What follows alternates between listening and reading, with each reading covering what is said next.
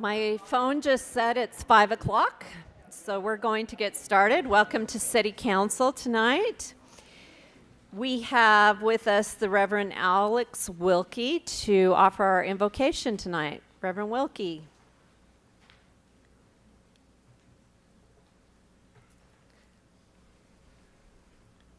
Let us pray.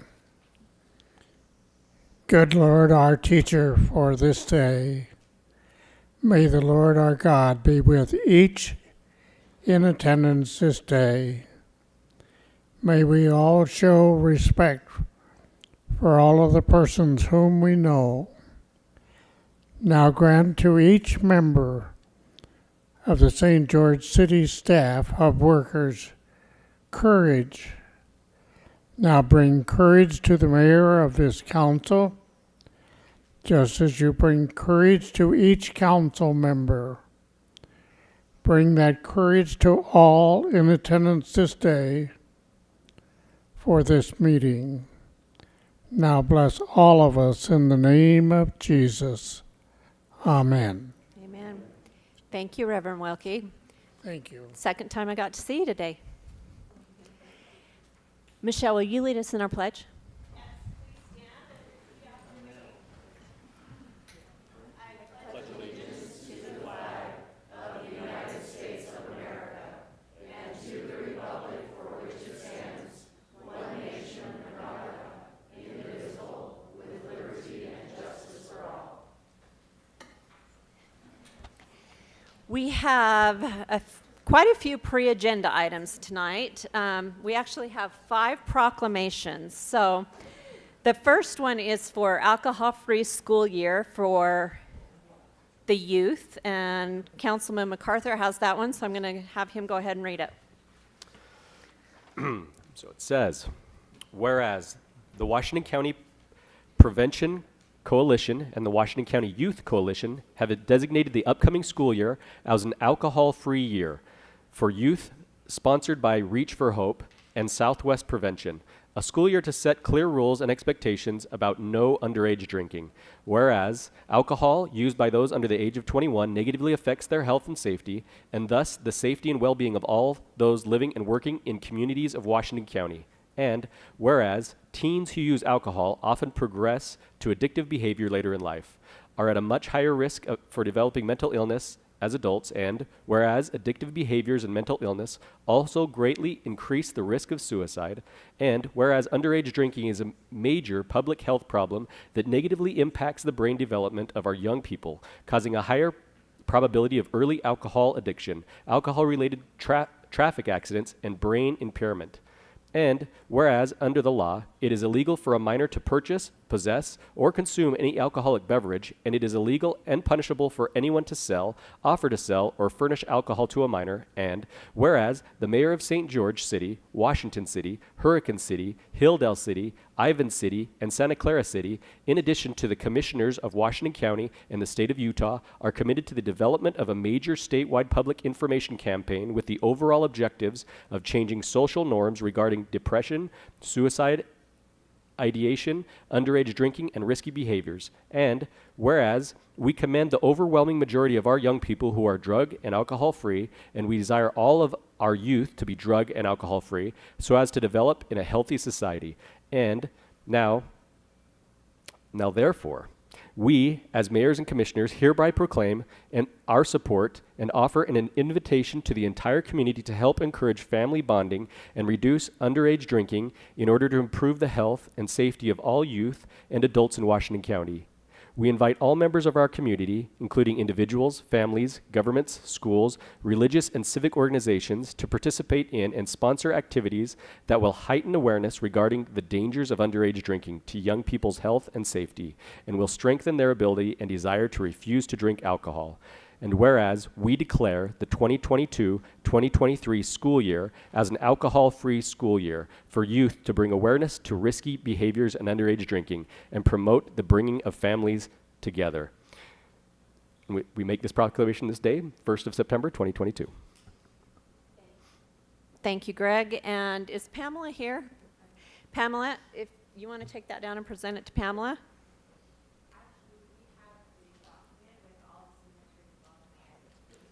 Perfect. Perfect. Nope. Does that one need to be signed?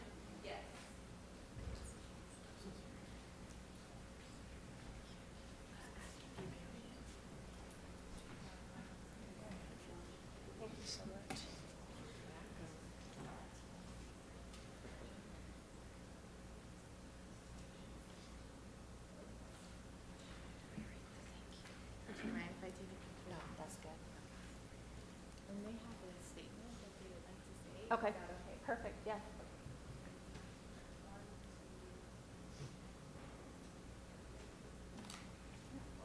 Wait. Just speak into that mic. Okay. Hi. So we, the Washington County Youth Coalition, would like to thank the City of St. George for their support and commitment to this proclamation. Your support for this proclamation comes at a time in which protecting Utah youth is meaningful, and we would like to acknowledge that your involvement is refreshing and reassuring. On July 26th, the Utah Department of Alcoholic Beverages Services Commissions changed a rule that threatens the safety and well-being of our state's youth. We are concerned that by allowing alcohol mini bottles for distribution in the state of Utah, our peers' risk for easy access and availability will increase. Further, this availability will increase the availability for our peers to conceal for underage alcohol use. This is concerning as the 2021 Sharps data shows 4.3% of Utah's youth, grades 6 through 12, reported an alcohol within the last 30 days, which is approximately over 3,000 youth. And of that, 4.3%, over half reported binge drinking, which is defined as 5 or more drinks in a row.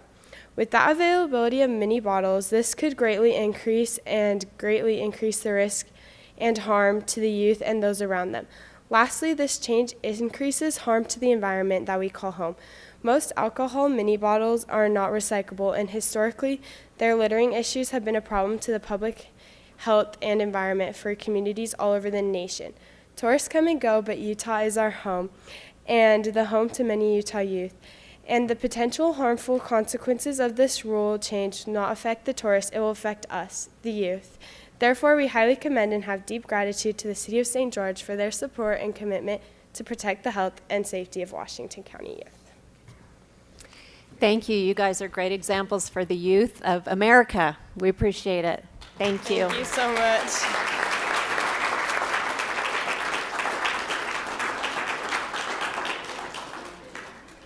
Our next proclamation is Recovery Day. It's a good one to come next, I think. Whereas it is evident that individuals in our community, through treatment and community support, do recover from addictions and the harmful effects those addictions create in their lives and the lives of their families. And whereas the families of those suffering from addiction provide ongoing love and support to those on the road to recovery. And whereas volunteers throughout our community offer their time and service to assist individuals and families recovering from addiction. And whereas our community of professionals dedicate their work to further each individual's progress in their personal recovery journey. And whereas recovery from addiction results in stronger citizens who contribute to our community in meaningful ways and assist others who are climbing the same ladder of recovery. And whereas celebrating the successful recovery stories of these individuals, families, volunteers, and professionals reinforce those successes and encourages others that there is hope, that treatment is effective, and that recovery is possible. Now, therefore, I, on behalf of Michelle Randall Mayor, along with City Council, do hereby proclaim September 22nd, 2022 as Recovery Day in the City of St. George, and call upon all citizens, community agencies, religious organizations, medical facilities, and businesses to join in this celebration of individual, family, and community recovery from the effects of addiction, thereby strengthening this community in which we live. Thank you, Michelle. Marcy, are you here? Marcy, if you'll come up. Last year, I read the proclamation for Recovery Day and got pretty emotional because my niece was in the audience. She's here again today, who has been through a battle with addiction. And at the time, my nephew had just gone into recovery. He was at a rehab when we read that proclamation. And he's been sober now for 11 months.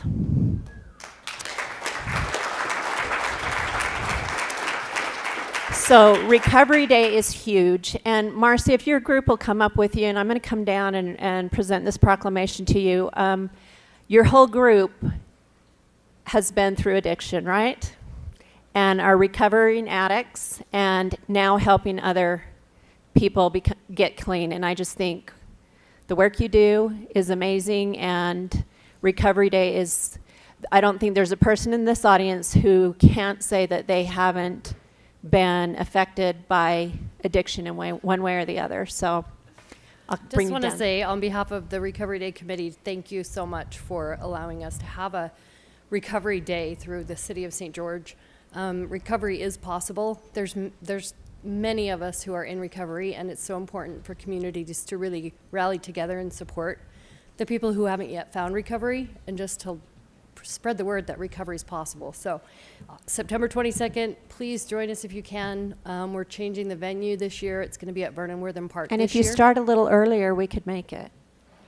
We are. It actually on a starts Thursday. at 4 o'clock. And Awesome. we're hoping that the mayor will be able to read the proclamation on the day of at 4:30. So I know might be pushing it, but We'll make it work. that's what we're hoping for. So we just appreciate everybody being here and supporting any of us and all of us that are in recovery or those still struggling. Thank you, Marcy. All of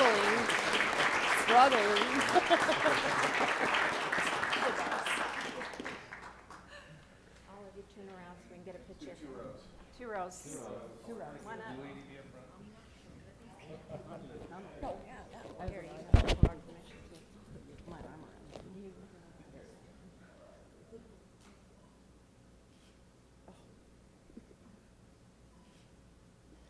Thank you so much. Amazing work.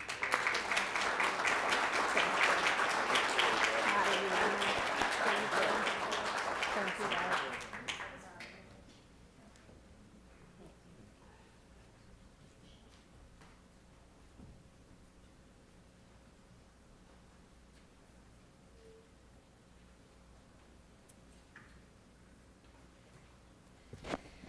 Okay, I have the next one. I said we had 5. So,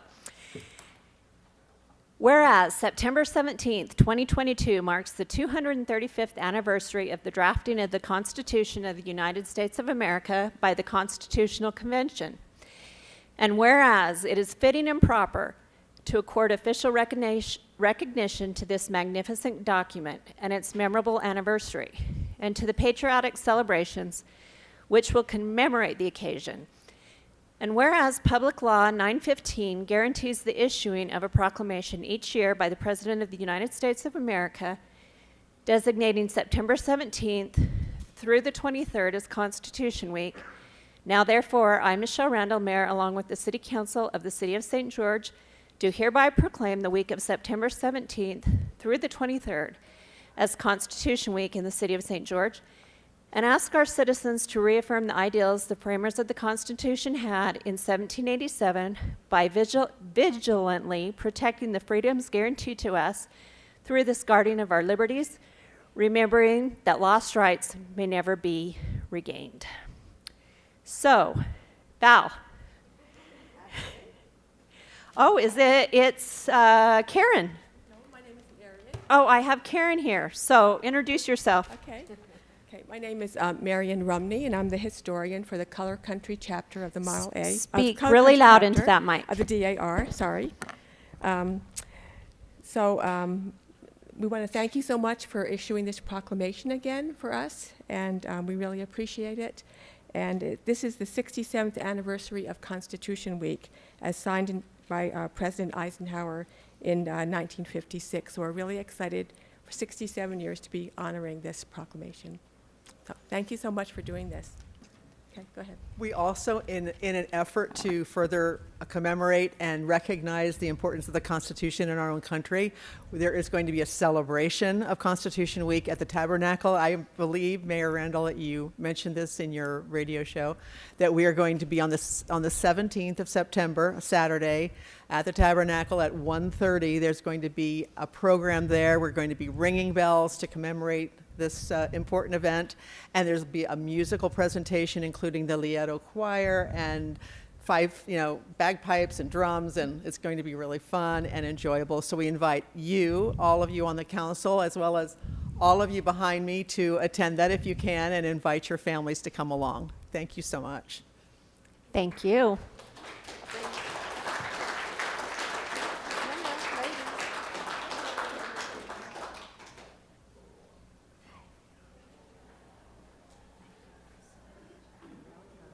We gotta squeeze the mayor. Was it, did you guys do that on purpose? You're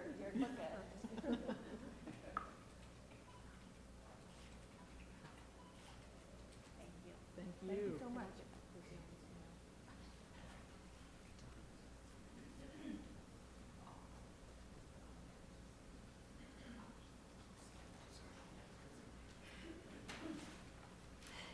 Natalie, I think you have the next one, Patriotism Week. I'm excited about this. This is the proclamation. Whereas the benevolent and protective order of the Elks, through its constitution and patriotic order, and whereas the order promotes the ideals and the citizens of this nation live in freedom, won through the great sacrifices and tribulations which has provided the foundation for a free, prosperous, and independent life, and whereas we realize that each generation must work to maintain this freedom. Otherwise, through carelessness or indifference, the rights and liberties enjoyed may vanish. And whereas it is fitting and proper to recognize this freedom and to honor our nation which provides it. Therefore, on behalf of Mayor Michelle Randall, along with the City Council of the City of St. George, do hereby proclaim the week of September 11th through 17th, 2022 as Patriotism Week. In the City of St. George, we ask our citizens to join the benevolent and protective order of the Elks in expressing gratitude for the privilege of an American citizenship with appropriate celebrations and observances. Then it's all the witness stuff. Thank you, Natalie. So if the Elks want to come up, and do you have anything you want to say before I bring the proclamation down? While they're walking up, I just want to say these service clubs are the backbone of our community. You'll see them out doing so many things throughout our community without recognition, often just lifting up the children, the homeless, the hungry, the people needing medical attention, and they do it, and the VA, and they do it all just because they're people who want to do the right thing. So I really appreciate these service organizations. Thank you. Well said.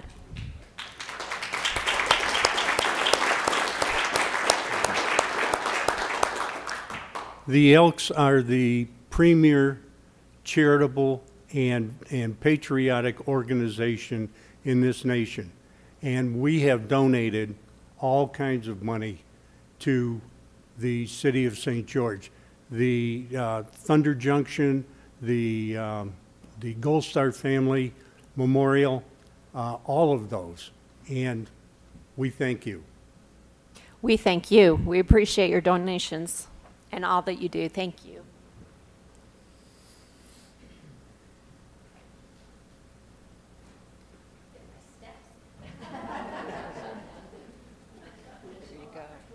Thank you.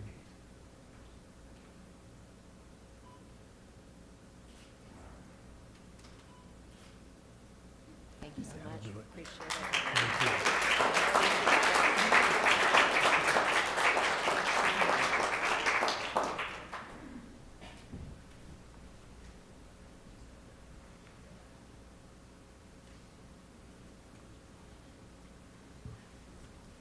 Danielle, you have the next one. All right, thanks, Mayor. Whereas the 46th St. George Marathon will be held on Saturday, October 1st, 2022, and whereas this annual endurance event hosted by the City of St. George is a display of community spirit, unity, and commitment. And whereas the City of St. George and the State of Utah is proud to welcome each of the 7,000 runners participating in the 26.2-mile marathon and the 13.1-mile half marathon, which is set to host the largest numbers of participants in the history of the race. And whereas this annual event is an international display of endurance with marathon, half marathon, Mayor's Walk, and kids event celebrating runners, spectators, and volunteers. And whereas, known as #LikeNoOther, the St. George Marathon is a testament and celebration of determination, resilience, and resolve. Now, therefore, on behalf of Mayor Michelle Randall, along with the City Council of the City of St. George, Utah, I do hereby proclaim October 1st, 2022 as Marathon Day in the City of St. George and ask our citizens to recognize and congratulate these runners, thank the volunteers for giving back to the community, and the spectators for their support. Thanks, Danielle. Michelle, you want to come on up with your crew?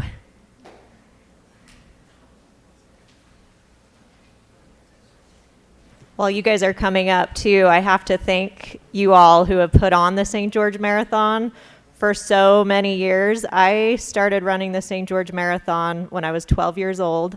I was so inspired when I was 11 years old the previous year watching all of the runners come across, and I told my mom, I want to do that next year, and she kind of looked at me like I was crazy, but she knows how stubborn I am, and so she did it that next year with me, and I ended up doing it 10 years, well, I've run 11 or 12, but I ended up doing it 10 years in a row, and I attribute a lot of my will to succeed to running those St. George marathons early and realizing that I could do hard things, and so I thank you guys for putting that on. And yes. And Aaron Metler's one of our famous employees and winner of the St. George Marathon that everybody cheers on. It's fun to be down there when Aaron's winning and our whole entire staff is just cheering on one of our own. So, Mayor, I have to share a story too. I've run it quite a few times, as Michelle has, but the best year that I ran it was the year that I quit. Because I got to mile 16 and I had a problem and I got on the bus, and when you quit, you realize how much support this marathon has, because there's a bus that picks you up, there's people that comfort you when you're crying, there's all sorts of people in the background. So it's great when you finish, but it's even better when you quit and you get to see everybody in the background.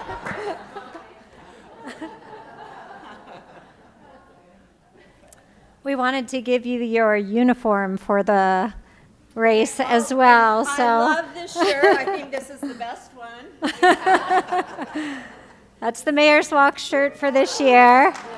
And we're sporting some of the apparel that's coming through the doors right now. So Jordan and Haley have the runner shirts on, and then we have some from our apparel store. So we encourage you all to support, and thank you for those great stories. We love those stories. Here, 2 rows. 2 rows. You can stand in the front here. Yeah. Brandon by me. Over. Yeah. Or not.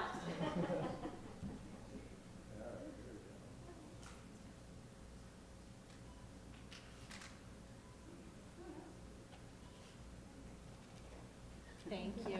Thanks for my shirt.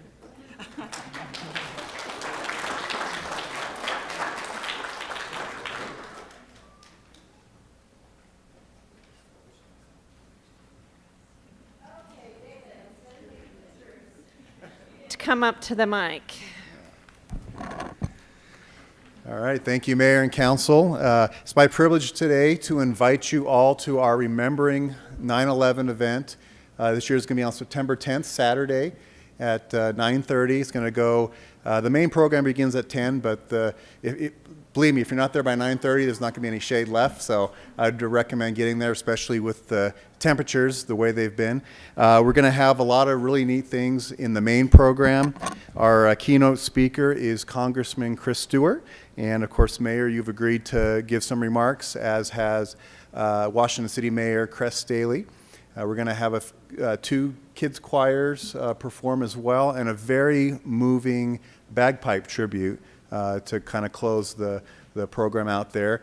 One thing new to this year is on the east lawn of Historic Town Square is going to be a field of heroes. There's going to be hundreds of American flags put there on Friday. It's going to be there from Friday night to Sunday night, and it's going to be a great opportunity. After the program or even the following day, if you find yourself at Town Square, take a walk through and look at it and really appreciate the sacrifices made by our first responders. That's what the flags are there representing. And that's not all for our 9/11 weekend. I brought Valerie King up here from the Daughters of the American Revolution. She's going to tell you about a really neat exhibit coming to town. So the following day, the actual Patriot Day, September 11th, we have a traveling exhibit from Reese Across America. And the purpose of this exhibit is to not only teach our next generation about service and sacrifice, but it's to share the stories of patriotism and love of country. It's actually a big rig, 48 feet long. It travels from Maine and all across the United States. And it will be sharing the mission Remember, Honor, Teach in St. George. By the way, we are the first stop of 2022 Utah. It will travel also to Cedar City, Layton, Riverton, and Salt Lake City, but we are number one. And the great news is that it's the second time that it's here, and we are the only city that can lay claim to that too. This exhibit has in it a 24-person screening room that showcases different aspects of Reese Across America through brief videos. Reese Across America has really gained hold since 1992. 5,000 wreaths were laid at Arlington Cemetery. In 2021, 2.4 million wreaths were laid and at over 3,100 participating locations. And in St. George, we have 2. So also this exhibit will be welcoming home Vietnam veterans. So Vietnam veterans, please come out if you haven't received your commemorative lapel pin.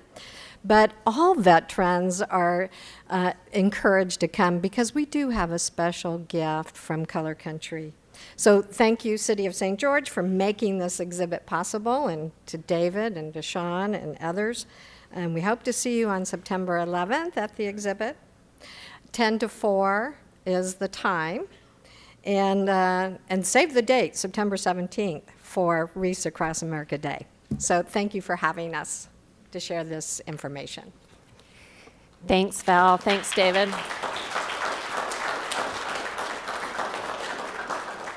That concludes our pre-agenda. So now we're on to our agenda. Adam, are there any things that need any changes in the agenda? No changes, Mayor. Okay, so first is comments from the public. You must be a resident of the City of St. George. Each speaker will be given approximately 3 minutes. And my dandy timer, Councilman MacArthur, will do that. Be courteous and show respect, and comments cannot relate to pending issues on the agenda or anything likely to be on a future agenda. And I just have 2 here. So the first is Kurt Sorweed.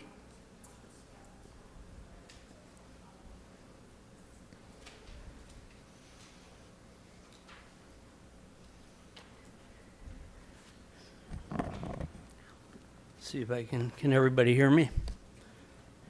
All right, good evening, Mayor and City Council members. I come to speak to you tonight about leadership and to thank you for stepping back on a tax increase. I think everybody enjoys that. It was a good start. I do believe there are more places to cut on the spending of this city. I would like you to remember how our meeting opened tonight. An invocation to prayer and the Pledge of Allegiance. It seems hypocritical to me to open a meeting with prayer and then pass a drag queen event. I have spoken to many residents of our great city, and not one of the people I spoke to thought it was a good idea. This is a great city with many public events, the Ironman, the marathon, baseball tournaments, senior games, great bike trails, and wonderful parks, all which are positive attractions and are family friendly. A drag queen show at Children's Park is not family friendly. The trans people have mental disorders and need help. Dr. Ingrid Thrall, who is a licensed medical health counselor, said, it's called visual sexual abuse. And she said, I'm a clinical sexologist. And she wrote, I work with clients that have experienced different types of sexual trauma. Exposure to sexual material is inappropriate for too young of an age, can cause trauma. It takes years to unravel, and it affects the person's adult relationships and life adversely. There are only two genders, male and female. Have you ever witnessed a male giving birth? I have not. I grew up on a farm, and I know the difference between a bull and a cow. We need to love the people who are confused about their gender. We should help them find the help they need, but we should definitely not celebrate this as a city. Romans 12:2, it says, and do not be conformed to this world. And I believe that's what's happening. We're all starting to be conformed to a world that 20 years ago wasn't very good. Or 20 years ago would have not ever been accepted. I don't know how this event even got to the council. I read the grammar reports, and it appears the city manager may have had a part in this. And if 30 that's seconds. true, it needs to be addressed. This event was an embarrassment to our fine city. What would the founding fathers say about this event? All it takes for evil to exist is for good men to do nothing. I pray you as the leaders of St. George would make the changes necessary so this never happens again. Leaders face evil with courage. Be a leader. Thank you. Our next comment is from April McKee.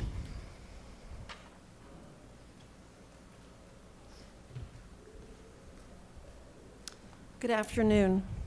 I appreciate the constitutional proclamations that I heard given today, but I still believe that our city choosing to celebrate Gay Pride Week at the same time as Constitutional Week is a betrayal of our city's values. I know that my family's values are God, country, and family. I believe that our country was inspired by God and has been abundantly blessed by Him. We must keep God first in everything we think and do to deserve His continued blessings. Yet here we are again welcoming a segment of the national population of less than 1%, who we know by their own words are Marxist activists targeting our children and having no allegiance to God. Our children and grandchildren are really being targeted. Drug cartels design their illegal drugs to look like candy. Marxist teachers and their unions strive to bring racist CRT theory to our schools, as well as theories of dozens of different genders to small children, both items directly in contradiction to God's word. These Marxist activists believe if a child feels it, then they can become it, and they bully and threaten even the medical community to bend to their will, enabling minors without parental consent to consume puberty blockers, hormone treatments, and sterilization procedures to change their God-given bodies to correspond to their transient feelings.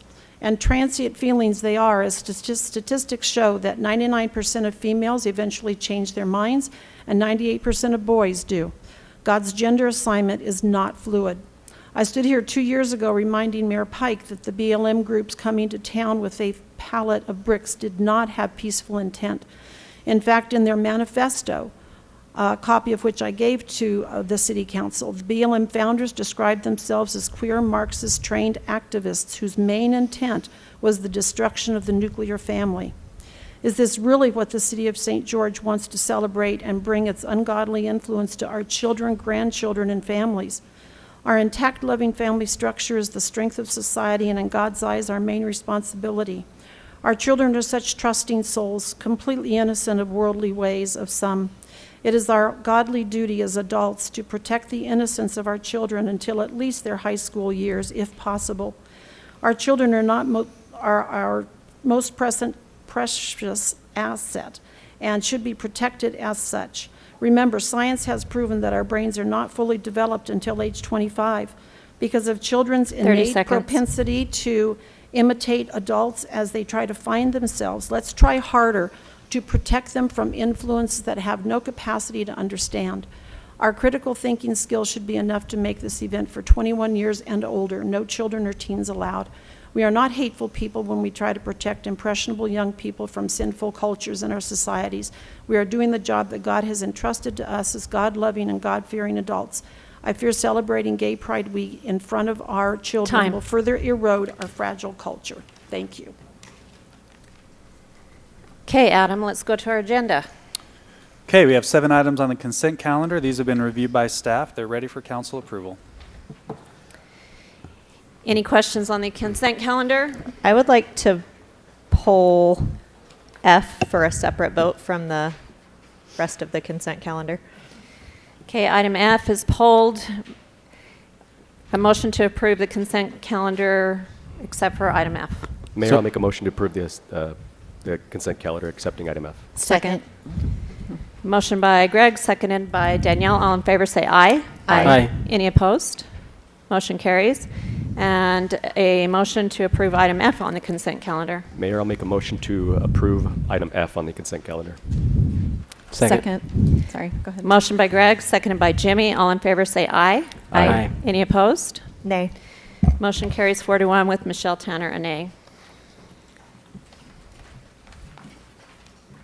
Dan. Thank you. This item is to consider an approval of an ordinance amending the Desert Color Plan Development Zone, specifically in Phase 5 of the Desert Color Resort, in order to change the Dan. elevation of one of the approved. Dan. Yes. Make sure you speak in the mic for us. Oh, I'm sorry. Thank you. And loud, please. My apology. It was kind of quiet. Okay. To change one of the elevations on one of the approved buildings on approximately 0.14 acres. This is the site. This is Phase 5 in this area here. This is a zoning map, shows that it's PDR, so it's a residential section of the of Desert Color. And this is the site plan that was approved last year. We're looking at this right here, outlined in red. That footprint would not change. They're not proposing to change the footprint at all. They just they're going to add a story if it's approved, change some of the architecture, and I'll show you what that will look like. But the footprint would remain the same. It'd still be a 3-plex in harmony with what's there now, or what's being built there now. So this is the approved building. You see it's a 2-story triplex, approximately 24 feet tall.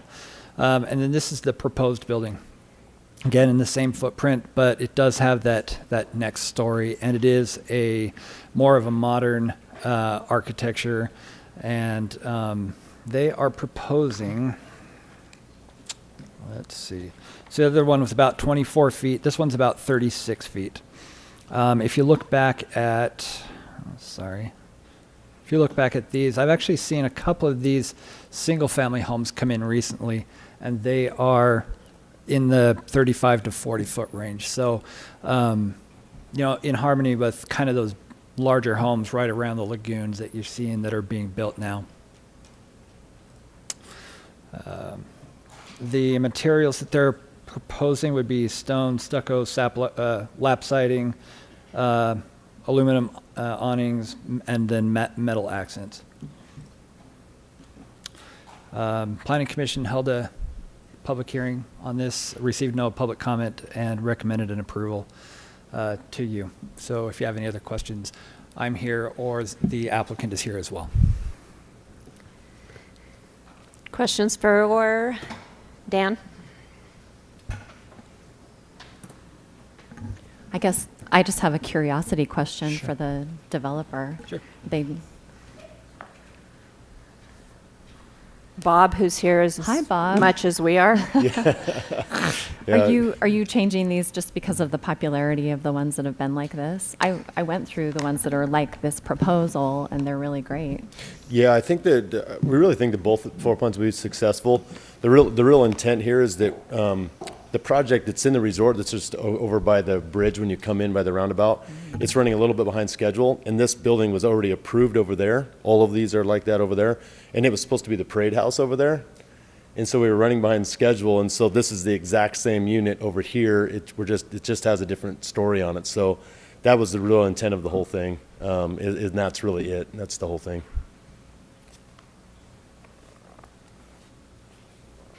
If there's no questions for Dan or Bob, I would entertain a motion.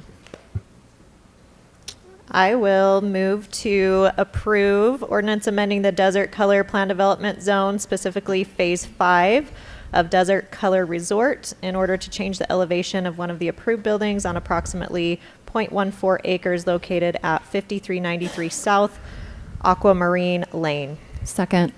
Motion by Michelle, seconded by Danielle. This is an ordinance calling for a roll call vote. All in favor, starting with Michelle. Michelle Tanner, aye. Natalie Larson, aye. Greg MacArthur, aye. Jimmy Hughes, aye.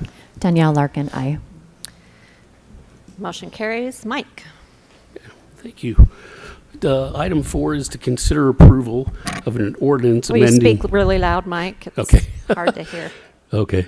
Let's see, to consider approval of an ordinance amending the Boulder Creek Plan Development Commercial Zone to construct a multi-use building consisting of retail, restaurant, and professional office on approximately 1.52 acres located along the north side of 1450 South, just east of the existing Maverick and the currently Quenchit building that's being built.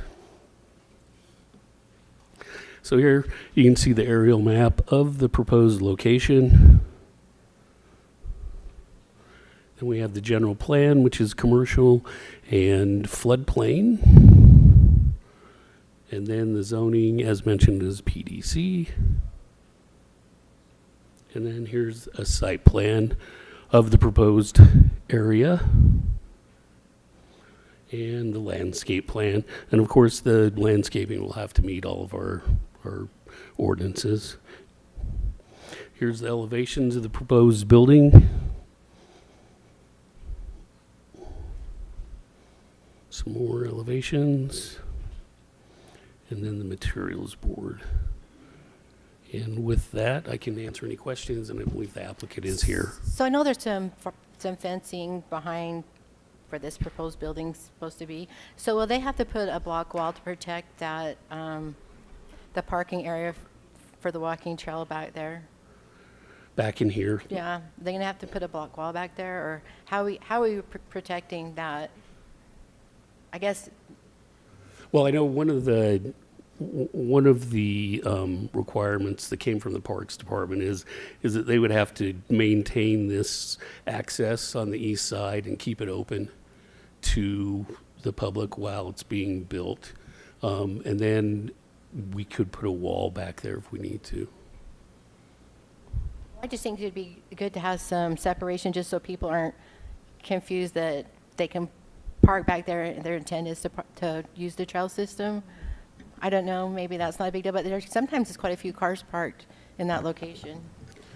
This is located in a floodplain, and so there has been some concerns about putting a wall up in this area. We have discussed they have kind of that ranch fencing to kind of delineate those two items, and so we have talked about the ranch fencing.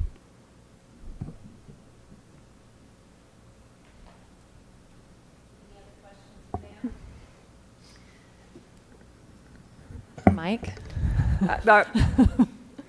Hey, that's a compliment. He can be down. Mike, Dan, John. Mike, are we going to do, as we have these developments come along the trail, are we going to start encouraging that there's a trail access into these parking lots? Yes. Okay, yes, so for they are sure. going to, yeah. Okay. Will there be for this one? Well, that's the access. Depending on on, it is on what that we put side, up with the that's right. wall. Yeah.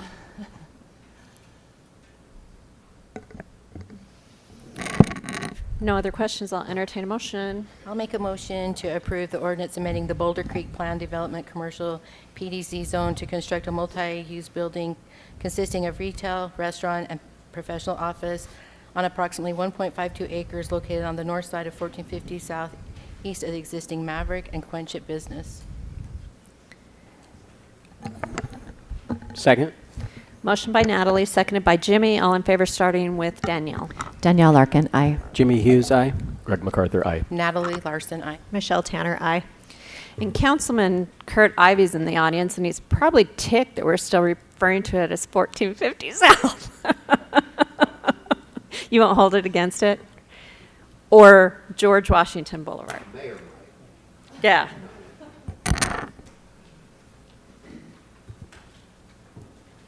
All right.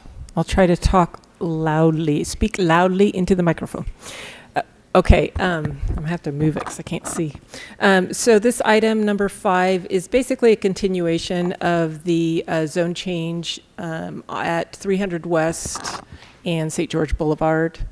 I'm just going to go over it really quick because this was tabled the last time that you saw it. Location on the boulevard and 300 West. This is Sun City Glass, right kind of in the middle, sandwiched around this development, which is a mixed-use development with commercial on the main and residential above.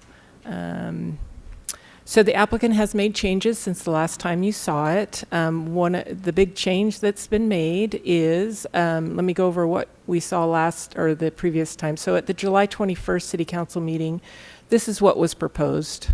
A 5-story building with some architectural detail on the top. There were concerns about the height, so the applicant did lower the height, still remaining 5 stories. And that's the one we saw on August 4th. Today, the applicant is bringing back the building. He's lowered it by 1 floor, so that reduces the total of residential units from 52 to 39. Which also reduces the dwelling units per acre. And then the height is coming down to 55 feet. So this is the new plan before you today. And then I just have some other versions of this. This is, the top one was the first one you saw, and this is what it's going to look like now, or this is what the applicant's proposing now. Here's the second version. And then we have each elevation. This is the east elevation with the new one. And then all of these will be the last one that you saw. And this is the new west elevation, which is very similar to the east. The south elevation, which is the back side of the building. And then some perspectives here, all 4 different angles. All of these are the new version. As you can see, it just has 1 architectural raised section in the middle as opposed to the 3. And then we've got this lower side is the updated. This is the last one you saw for the south and west perspective. For the east and north, once again, the bottom one is the new one, and that's the old one up at top.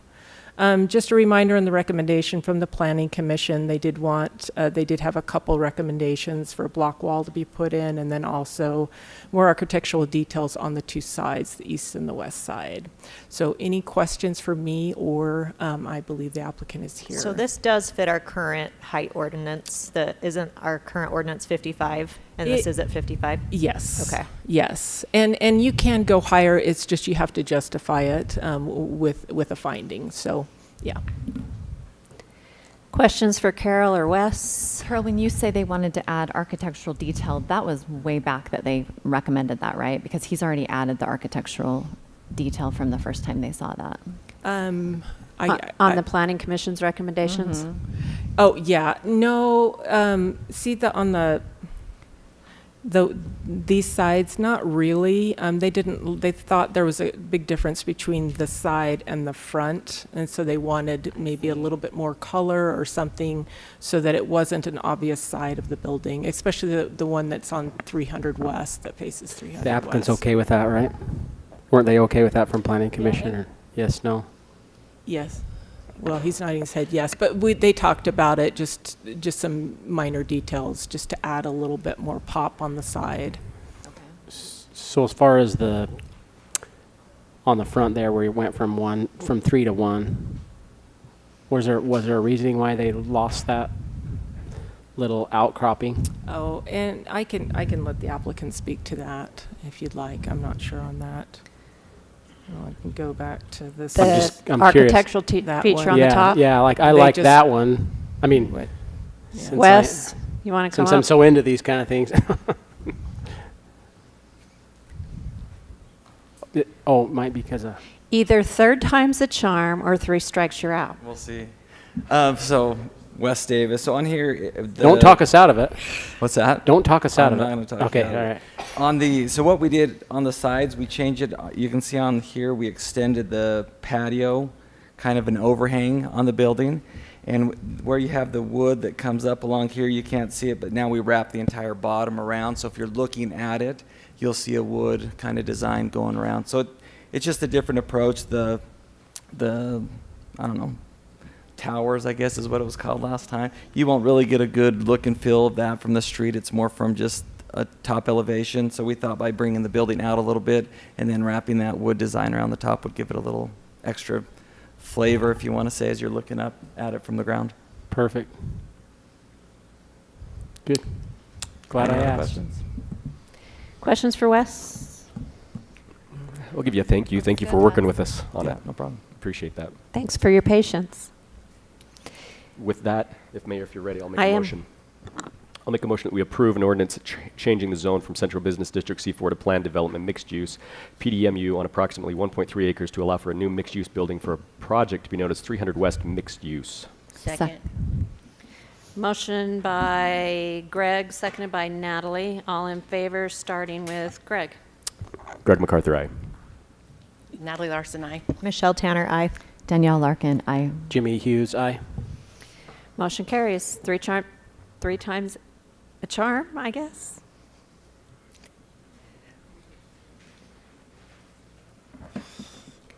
Mike, not Dan.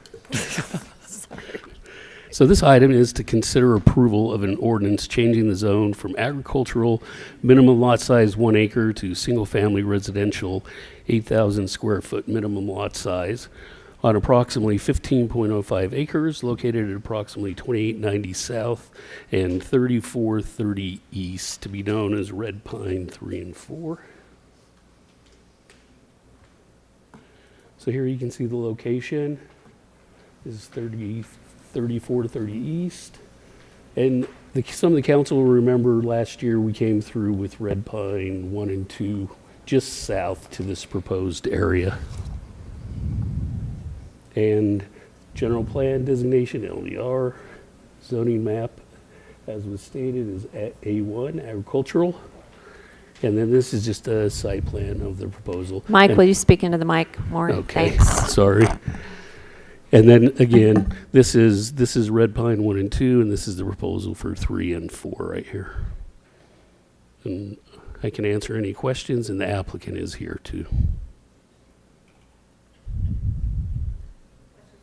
The applicant.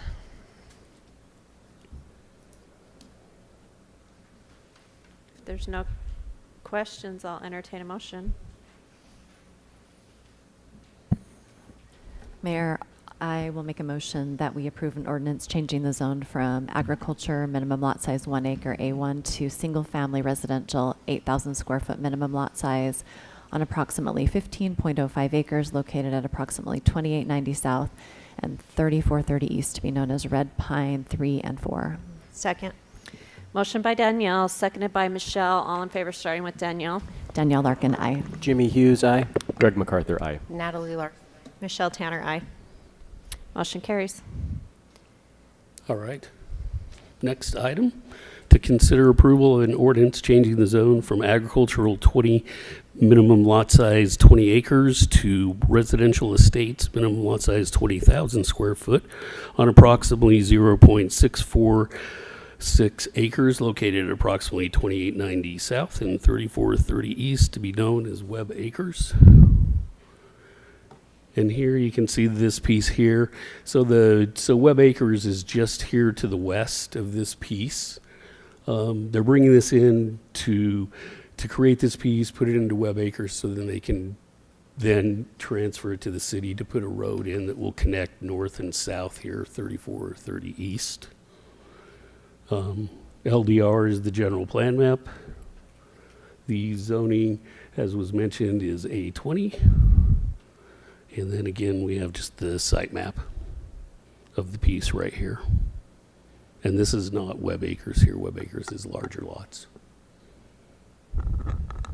And with that, I can answer any questions, or the applicant is here.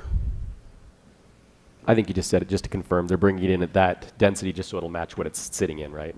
So it's part of... Yes. Yeah, okay.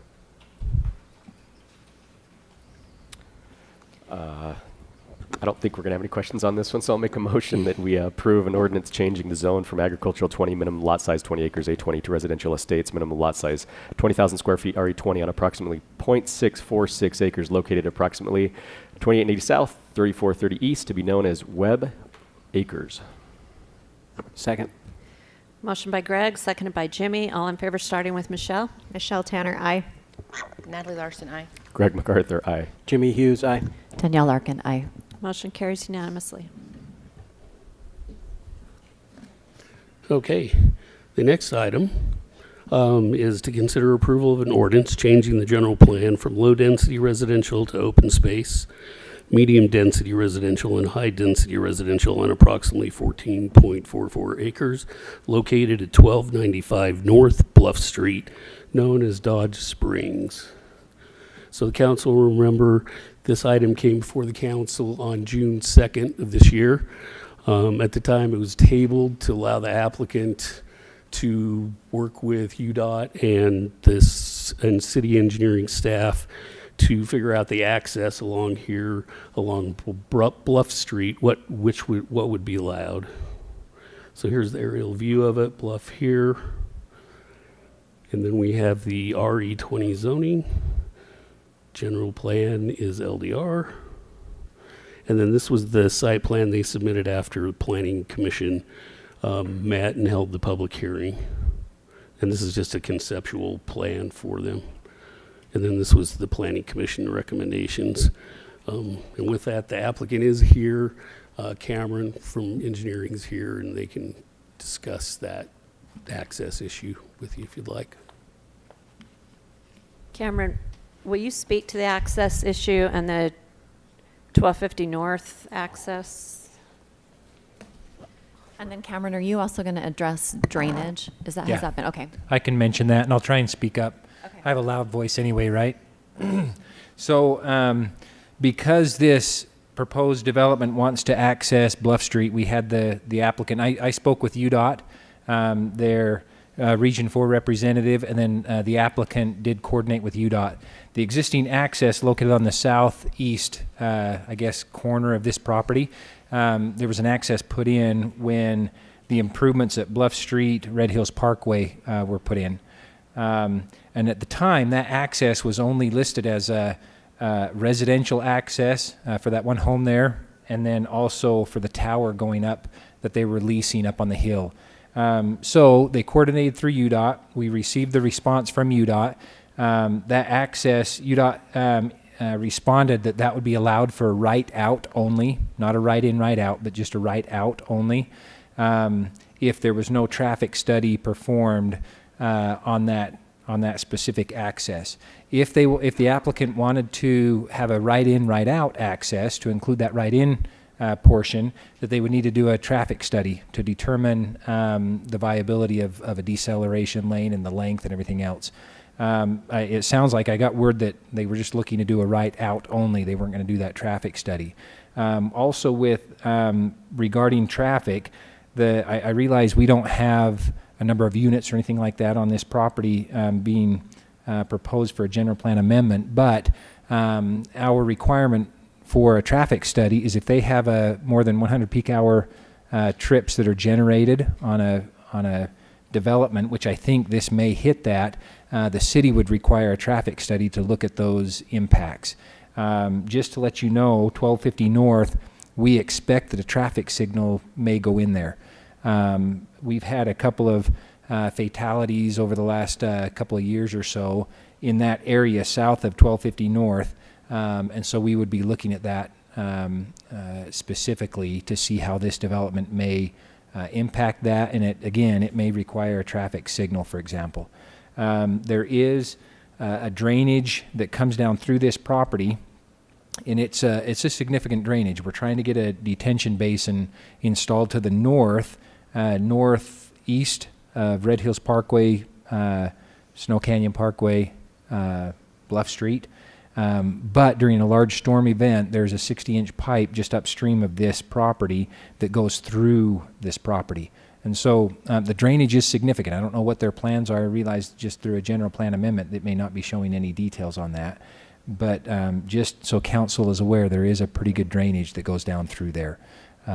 This property used to be the Dodge Pond property, if you recall. When UDOT and city, we were developing the Red Hills Parkway, Bluff Street interchange, there is a spring there that we had to put some walls around and make sure we kept that in use.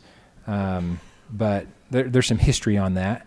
You have to look back in the history books, but there is a lot of water right there. Is there a marsh there? Is there a marshy area then? I'm not sure what the geotech looks like, what the soils report or anything like that. We haven't looked at that. I'm not sure. It did used to be a pond. It was right there. Thank you. So, okay, one more thing. You can almost sit down, then I'll get you back up. So if it's a right out only, they would have to use that 1250 north to get into the property, so they have to go around the block. Yes, I should have mentioned that. That would be their one access point to a public road. And that's, would they have to improve 1250? Would they have to improve, because it's not curb, gutter, and sidewalk, is it? Is it? Yep. I know when I get my oil change, I go around that way because I'm afraid to turn left on Sunset right there. It is concerning. I just drove before the meeting. I just drove that same drive. I drove it a few times to see what that looks like.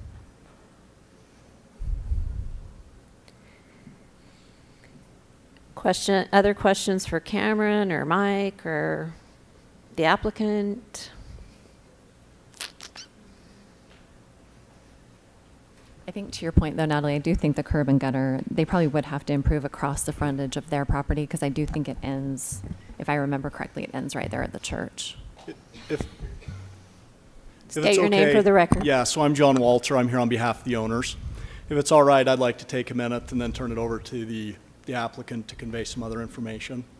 One of the things that might be helpful just regarding this piece is that the Phillips family has owned this property since the 1940s. They've been here a very long time.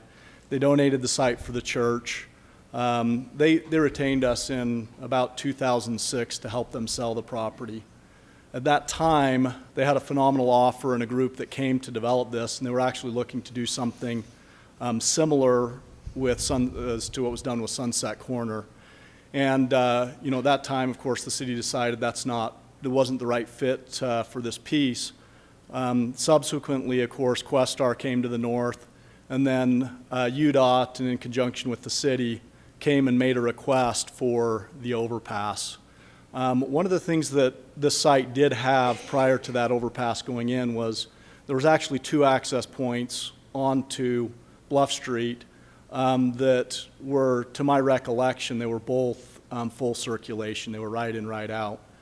The owners of the property, the Phillips, tried to be extremely accommodating with UDOT and the city.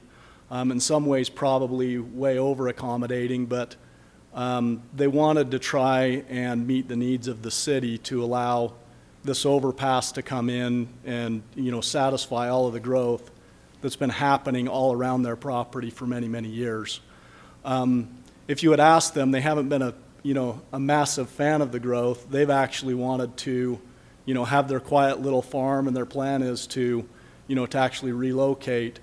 But all of this growth has impacted them, and they've actually, been willing to try and accommodate this overpass that's now here.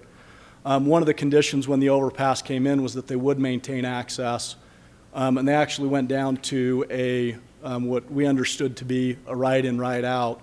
We were not under the impression that it was just a residential access, but really significantly altered the access for this site. Over the years and more recently, just in the last 12 to 18 months, we've come to the city, met with staff on many occasions, and tried to find out what would be the best use for this site for the city going forward.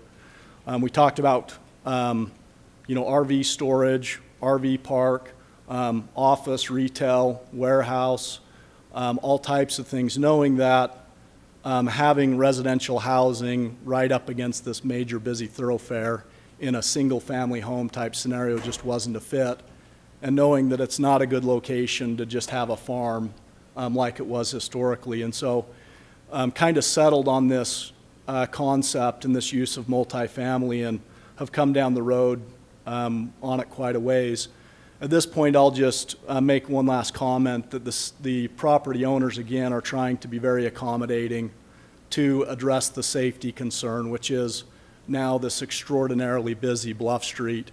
And, again, giving up the access they had to what they believed was a fully usable ride-in, ride-out, to now being willing to allow for just a ride-out, again, to try and accommodate the safety question that's here. So anyway, I wanted to provide kind of that history and background as you're just putting all of this information to context for the project. And I'll go ahead and turn it over to Brad now to provide some additional information that may be helpful. Thank you. Thanks, John. Brad Brown. I'm with Stewart Land. I'm the applicant. Good to see you guys again.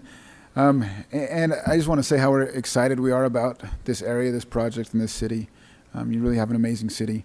But we did, we took to heart your concerns of last time of, the safety, the traffic concerns, and we went to UDOT and they said, well, you can have either way, We would like to see a traffic study if you did right in, right out, but we'd prefer not to have that. We prefer just to right out. So, and again, in the spirit of accommodating and trying to be good partners, we've opted for that option too, of just the right out. And again, this, John mentioned a lot of the other possibilities. We feel like this is a great fit for the city, and we hope to be good partners with the city and see a great project. But do you have any questions?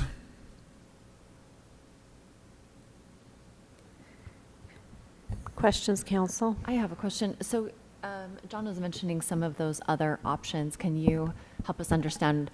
He was saying, maybe problematic as you looked at it for single family homes because of the noise.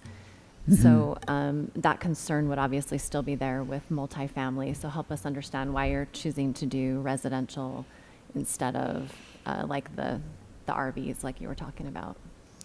Yeah, well, the RVs was something that the staff recommended against, RVs, storage, that type of thing. And then single family, typically is single family homeowners, and that not ideal for them. But multifamily customarily goes on busy streets. That's a bonus. The visibility and easy access. That it's a very common, very accepted practice.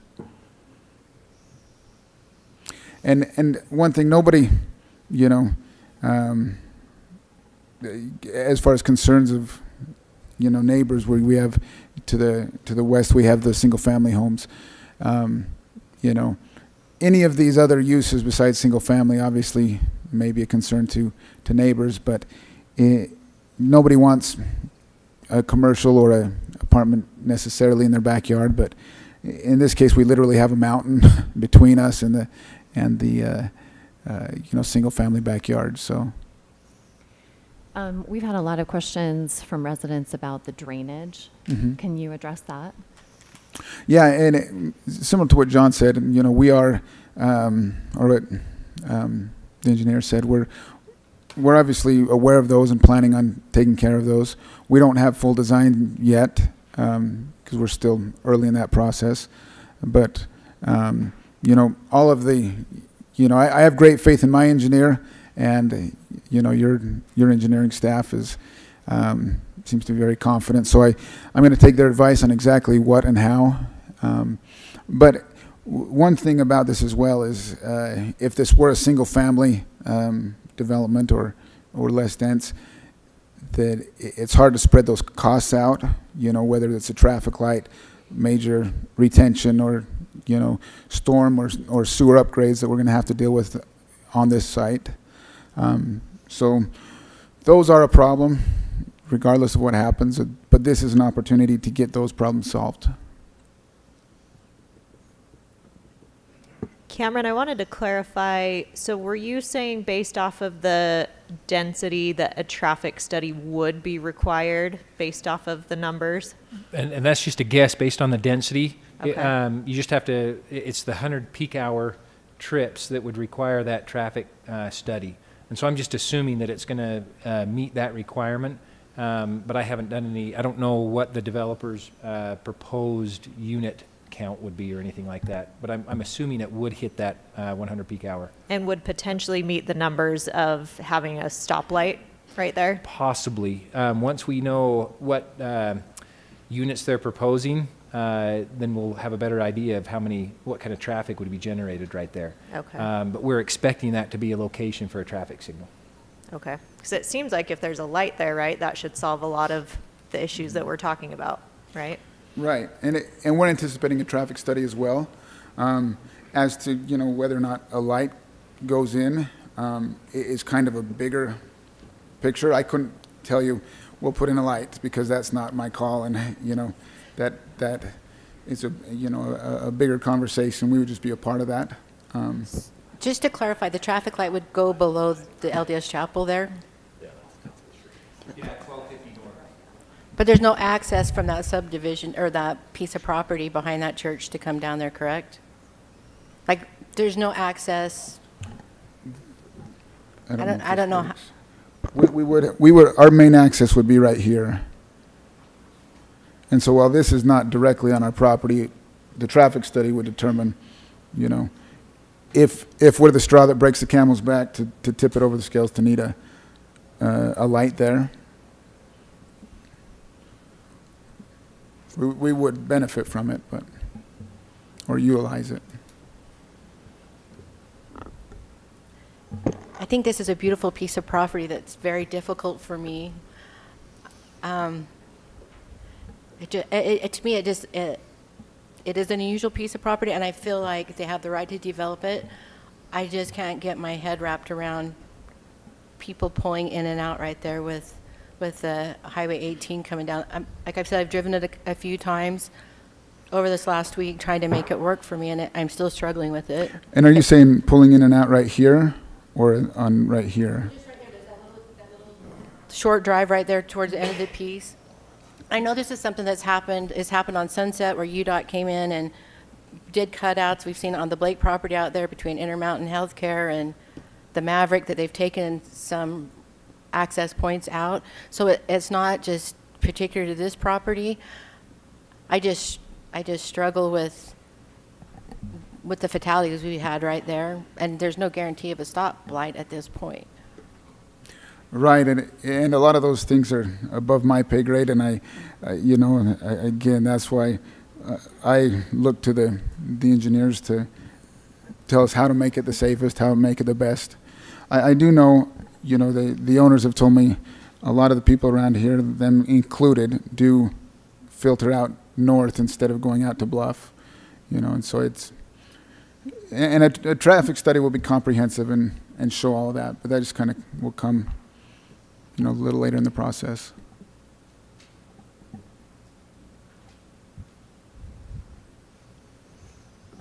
Other questions? I don't have another question. I'll just make a comment.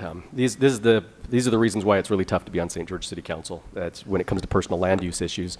This is a general plan amendment, so it's our job to just say what do we think as a community. What's the best use for something that goes on here? And so we're right now we have our hats on thinking for the community. And when I look at this piece with the access issues, with that drainage, that wash that's coming right down through it, with a previous pond in place and a hill. So when you're looking at 9 acres of high-density residential, it'll be grouped up and it'll have to go over where that drainage is. This is just not a good place for that high of density and with those access. So it doesn't work for me for the general plan change. That's my comment. And again, to reiterate my comment, some of those issues like the drainage are going to be expensive to solve, but this is an opportunity to fix those.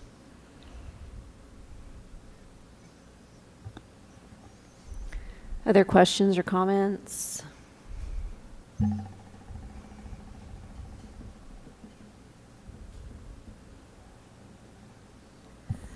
Like Councilman MacArthur said, this is a really challenging piece, and I know for the Phillips family, they would really like the opportunity to be able to develop their property, and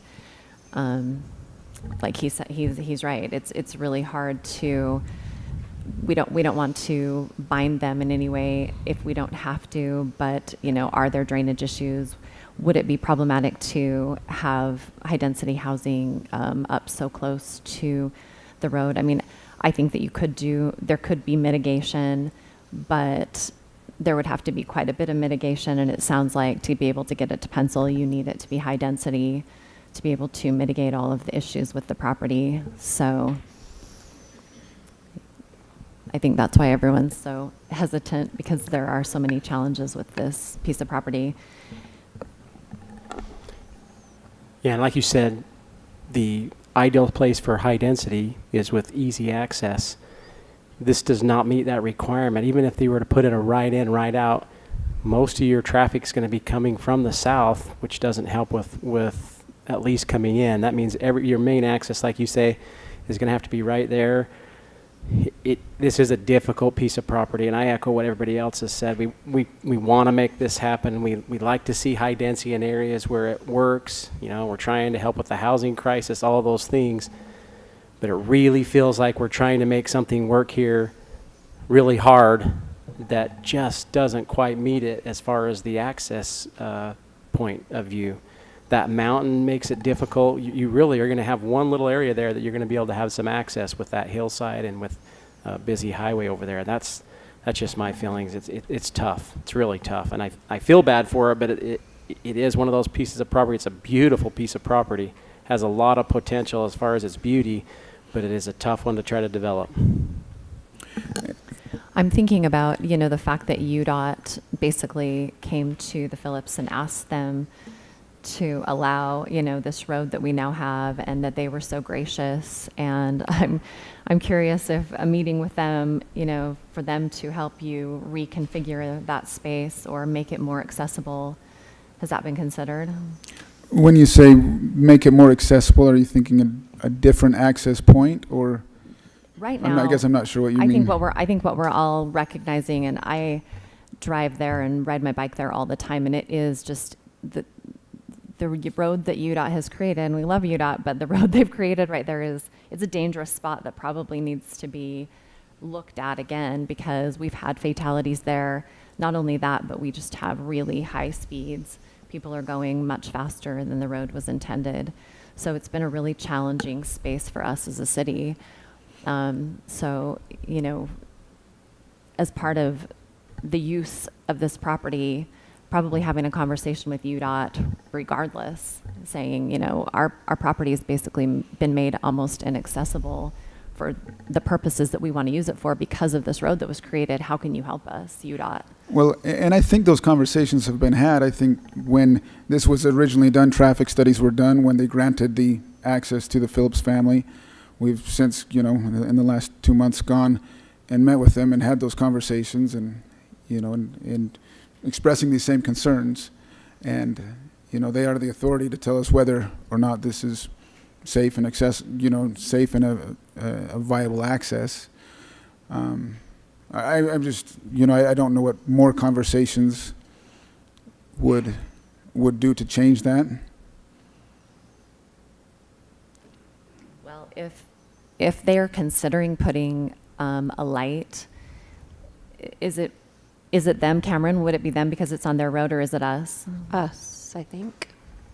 We would need to get approval through UDOT, but it would be through the city's recommendation based on traffic need. Because even a light right there would be an interesting situation because of the hill that's coming up and coming back down into it. So there probably would actually have to be flashers warning that the light was changing. So, I mean, that's what I mean by more conversations with UDOT. A situation has been created right there that's really challenging to fix. And I think, Danielle, your point, like if there have to be flashing lights to say the light's about to change, if you're the car about to turn left, nobody's flashing any lights at this point, and you take that left because you don't see things coming over that hillside. And I think it's very unfair for them to have this beautiful piece of property and not have the ability to develop it, but at the same time, there's that health, safety, and welfare of the community we have to look at. And so my schooling is in civil engineering, and part of that umbrella is traffic engineering. And there are a lot of these concerns, you know, the slopes, the view corridors, the speeds, not only what they are posted, but where people go. I mean, all these are factored in to the analysis that UDOT and the traffic engineers do. So while I agree that these are valid concerns, you know, and we will get a traffic study done. We will, you know, they will tell us what we can or can't do. And, you know, if lights are required or if flashers are required, we will obviously do those.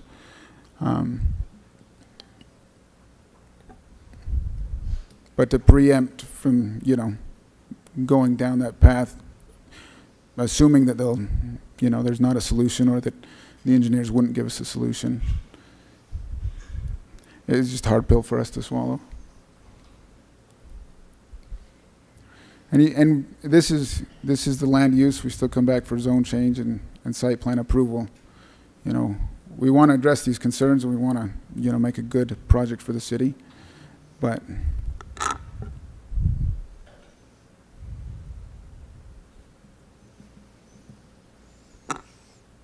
This is a really hard one, but I'm going to move this forward. I think we need to take a different look at this piece, and so I'm going to make a motion, and then there can be discussion on the motion. The motion is, Mayor, I'll make a motion that we consider denial of an ordinance changing the general plan from low, recommend we deny changing the general plan from low-density residential to open space and medium-density residential to high-density residential on approximately 14.44 acres located at 1295 North Bluff Street, known as Dodges Springs. Second. We have a motion by Greg, a second by Jimmy. All in favor, starting with Michelle. Can I ask a reason for the denial? Or is that appropriate? Sure. Yeah, we can have that. The concerns with accessibility, concerns with location and general drainage. So engineering issues, is that? Okay. How does the denial work as far as time frame? Because my biggest concern is I would just like to see a traffic study to see if, so I don't want to deny it necessarily. So what does that look like as far as when could he come back potentially to try to and to follow readdress? up on Michelle's question, would the applicant consider having a traffic study done if we tabled this? Maybe I can clarify. The traffic study likely is only going to determine what percentage, if any, of the construction cost of the traffic signal they would be responsible for. So we don't anticipate that this development on its own would be responsible for, you know, a full signalized intersection. And like Cameron mentioned, we do anticipate at some point down the road, but if they come in and they've got enough units and they're adding enough traffic, they would assume some responsibility for a portion of the cost. So that's what the traffic study would likely give us, not necessarily yes, no on traffic signal or no traffic signal. The reason why the people that already live there don't use that access as much as was mentioned is because it's not smart, it's not safe. It's dangerous. And so it probably needs a traffic signal there like we've talked about anyways. But this is just going to make that more intense. That's just my opinion. The more people you put in there, the more vehicle traffic you put in there, But I just didn't want the council necessarily to think that we would condition this on traffic study results when that might not give us the information you're looking for. John, you want to answer Michelle's question? Yes, the denied application, they have to wait 1 year to be able to come back with the exact same application. Now, if they do make a substantial change to that application, they can come back sooner than that 1 year. Okay. Yeah, this is a tough one for me because I absolutely hate telling people what they can and cannot do with their land, but also seeing valid concerns as well. So, I'm not necessarily ready to deny it. I would hope that there could be some solution with the traffic study. So, nay. Natalie Larson, aye. Greg MacArthur, aye. Jimmy Hughes, aye. Danielle Larkin, nay. Motion carries 3-2 with Danielle and Michelle voting no.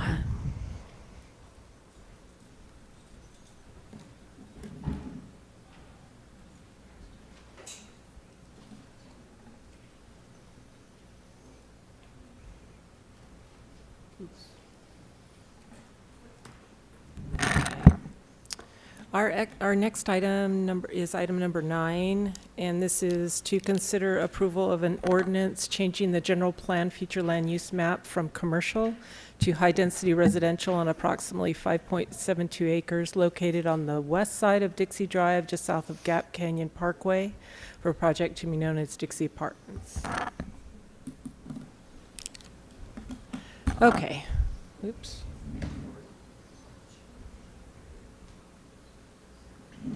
Went 5 screens. Okay, so this is the general area of this general plan amendment. We've got Dixie Drive here, Thunder Junction across the street is this location. It kind of sits up on the hill a little bit. The zoning is R110 currently. However, the general plan land use map does show this as commercial potential. And the applicant, I believe, originally they were coming in for this whole piece all the way down to Dixie Drive, but has since shrunk the commercial. So what they're wanting to do is make this portion of the commercial high-density residential and leaving this portion commercial. So they did come to the Planning Commission. The Planning Commission actually tabled it. They felt like their first proposal was right here. They felt like there wasn't enough commercial. And so the applicant came back with a bigger swath of commercial, smaller swath of high-density residential. And this is what the Planning Commission voted on, and they did vote to approve this general plan amendment. If there's any questions, I can answer them. It's kind of a quick introduction, but the main concerns of the Planning Commission were they felt like we didn't have enough commercial. So they did feel like this addressed that issue. There were a few planning commissioners that had issues with density, but this is what the recommendation was. So was the vote 4-2? It was a 4-2 vote. And was it Commissioner Kemp and Commissioner Chapman who voted to oppose it? Correct. And they live on that side of town, Kirk. They felt Dixie Drive there was already too much traffic, and this would introduce a lot more traffic. And I will mention, just speaking about traffic, we don't do obviously a traffic study at this time, but if this were approved and it moves forward, depending on how many units are proposed, that would warrant a traffic study. We have traffic all over St. George, so that's not as big as concern for me. The concern is that I feel like since I was on Planning Commission and since I've been on City Council, we have approved a lot of high density on that west side of Dixie Drive. Just because it's not there yet, just because those apartment buildings are not there yet, I think there's one pretty large apartment building about Canyon View Drive and Dixie Drive, and then the development around the ledges that we just added more density to, that was just a couple of months ago. So to me, it just feels like we all talk about walkable areas and being able to do this and do that. We're creating one of those places again where if you want anything commercial, you're clear down to the intersection by Chick-fil-A or going back to Sunset. So, and we have a lot of density there. So we're eliminating commercial when commercial is hard to find. When people don't want commercial after it's, I mean, we can't come back and zone things commercial because people say, we don't want commercial, but we have something zone commercial, we should keep it. And I should mention, the applicant is here as well, if you have questions for the applicant. So what would be the density on, possibly, on that high density of 5.72 acres? They could get about, I believe I figured it out, it's like around 120 around that many with that density. Could we have staff clarify for the record the potential traffic signal locations in the vicinity of this site? I think we know that the road that's immediately north of this property on the north side, right there, will not be signalized, but just a little bit further, when Gap Canyon Parkway gets reconfigured and constructed at some point, that is a likely signal location. Is that correct? That is actually signaled today. Okay. And then the location to the south, the road that comes up from Tonnequint. What about that one, Cameron? Or this one is signaled. Yeah, there's the signaled one. I think the spacing for a possible signal is located there. I think it's Mesa Palms Drive, on that southeast corner of this item. And then again, can you clarify, can this property that we're discussing tonight access that road? I'd have to double check the ownership right here, where I'm circling it. I'm not sure if they'd be able to get through here. They would have to probably look at the property ownership and try and obtain some access through there. But if they have right-of-way that gets to that roadway, then they would be able to. Thank you. My questions are not designed to condition the council's decision, but just to make sure we had proper context. Yeah, where would be access to any residential? The plan is to take it off of this road here, up at the top, the north portion.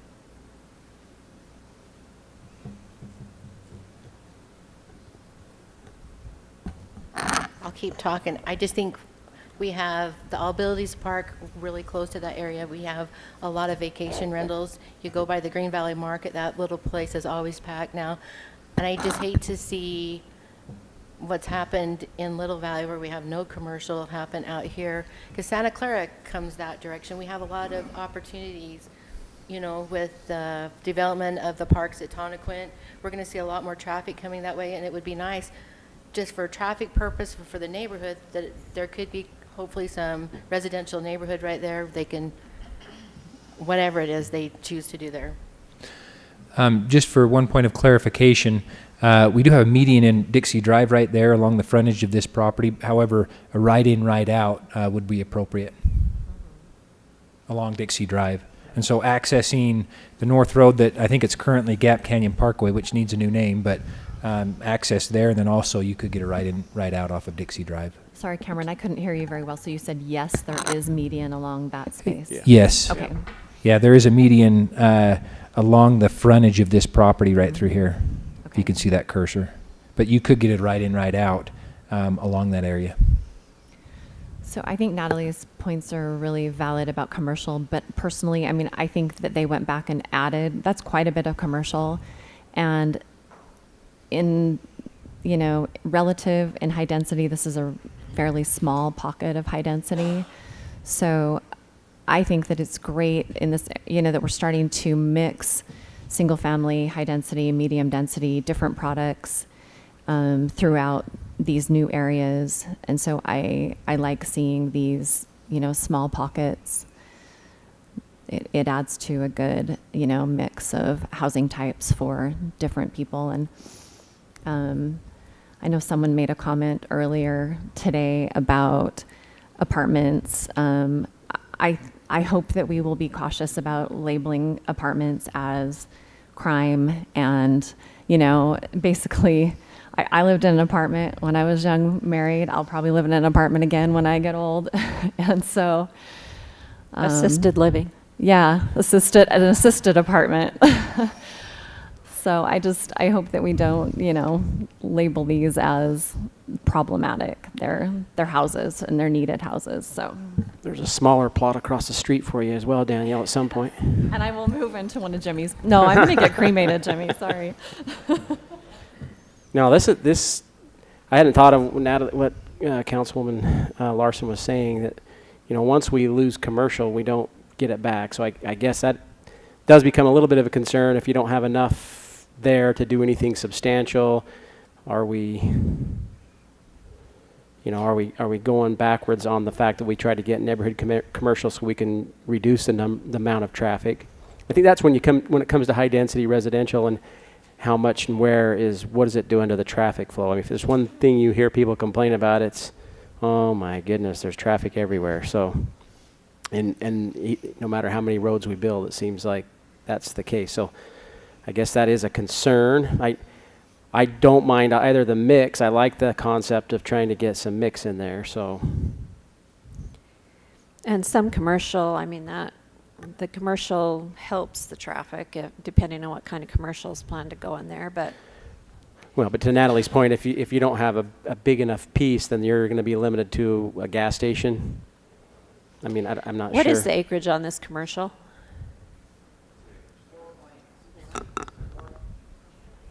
And the whole parcel may not be big enough for a grocery store anyway, so whether that's I don't know, just talking out loud here, trying to wrap my head around it. I got a question. Would it be possible to pull up the general plan to see what kind of commercial we have around this area? Like, I'm just thinking DeVario has a lot of people. How much commercial has DeVario got? So is this, we got to think of. See? Sorry. Pull up the general plan. Take a look. You've got Dixie Commons right there. That's all commercial. Let me go to here really quick. Do you want to zoom out more? Yeah, let me get. DeVario has a mixed use component, and so it doesn't really specify or like true commercial DeVario.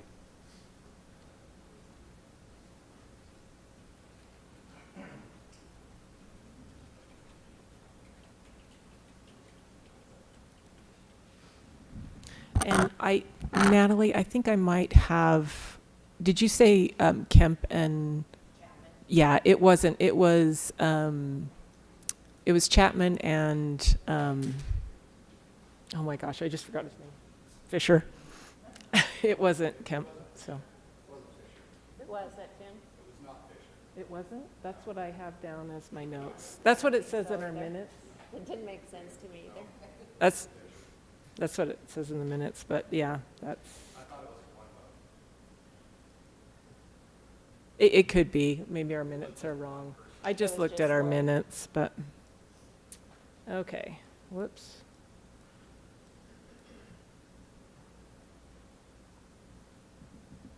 Wow, this is weird looking. There we go. So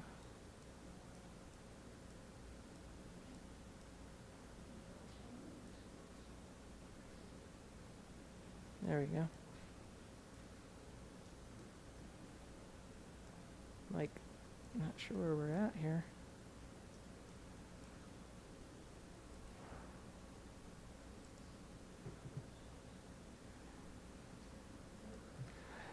I was actually trying to look this up a little earlier today. That map might not work. I couldn't get it to work for me. Pulling that general plan up, so maybe it won't. Well, sometimes if you turn the land use plan on and off, it comes on. There we go. So let's close this, open this. So we're looking about right here is where we're looking. The different densities, the LDR is the light yellow, the MDR is that darker yellow. If we go this brown color, that's high density. We have one over here, there's one here and one here. It's hard to see where the roads are when you get it zoomed out this far though. Once again, we're right here. How about if we go to the west, go over this way and up a little bit, because that's DeVario will feed down into this area. Is that right? DeVario is over here. And that orange is the mixed use for. Is that right? Right there. Yeah.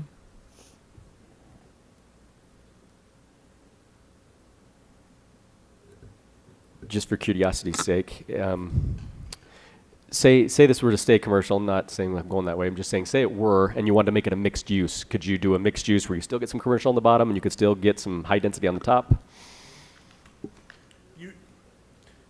You could. The struggle with mixed use on this property is it requires the building to be set back no more than 10 feet. And so then you're going to have right along Dixie Drive that building right there because it's intended to be more for a downtown area. So that's kind of the struggle with the mixed use zone in this type of scenario. I see. Okay. Thank you. Does the applicant want to say anything, or are there questions for the applicant? Do you have specific plans already for that commercial space of exactly what is going in there? No? Okay. So, John, this is a general plan amendment, right? Correct. Okay, so just so we're all clear, what would be the process from here? If it were to be approved, then what are the next steps, and how much more would we see that of what's going to be happening there? So the next step would be a zone change. I'm assuming they do a plan development residential where you'd come in and see the details, see the density, the elevations, all of those items. Okay. For the residential aspect. They'd have to come in with the rezone on the commercial portion also. Okay. Just wanted to be clear. Just to give you a little context, the Harmons over on 700 South is about 6-7 acres. Just to give you a little context on what this commercial piece would look like. So like that little commercial area out in Little Valley, that's maybe the size of this? No, that's quite a bit smaller. Okay. Green Valley Market is about 2 acres. Okay. I think this is 4.4. Okay, Yeah. the strip that's there now. Yeah, okay.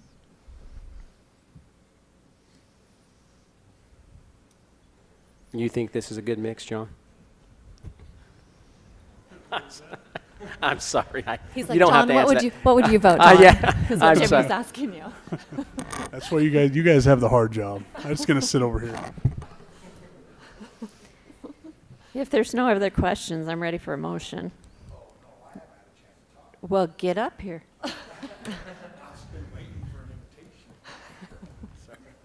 Okay, Tim Stewart. So I just wanted to address a couple things, especially what Natalie said. One of the biggest reasons why I came through with this application is, I don't like to bring applications in that are going to have a bunch of people show up and fight me on it, and so the one thing I want to point out is that as a community, we do continue to get a lot of demand for housing.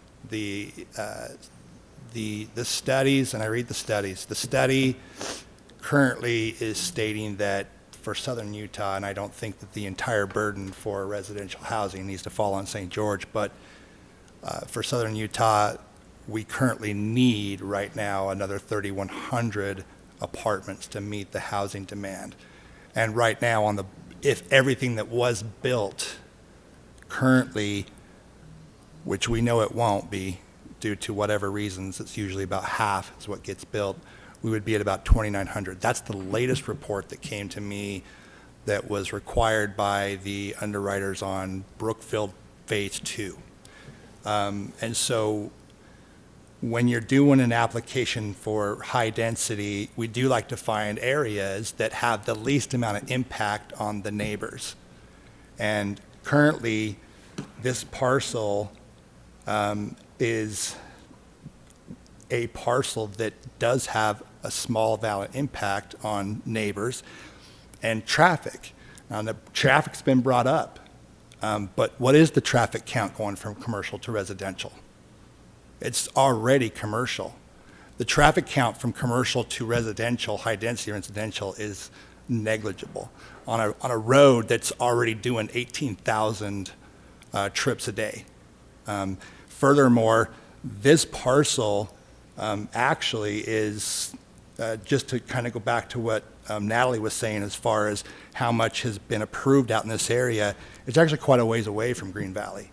It's only technically 2 blocks from the interchange that was just put in a few years ago. So it is a great location for high-density residential with very, very little impact on the people that it's surrounding. I know that there was a couple people that maybe wrote in after the last Planning Commission meeting just raising concerns about traffic. Again, the traffic count from commercial to high-density residential is not much. So anyways, those are two items that I'd like to present. I don't know if there's any other questions for me. Well, I live by your product over by Lynn's, and I think Yeah. you do a really nice product. So it's not that. I just feel like people should have the opportunity to have commercial close to them. I feel like every time we remove one of these pieces, then it just brings more traffic. We're always going to have traffic. So to me to say, one way or the other, it doesn't make any difference. It would just be nice for residents to be able to get what they need without driving all the way into town to the next grocery store, That's the concern I have. Yeah. Okay.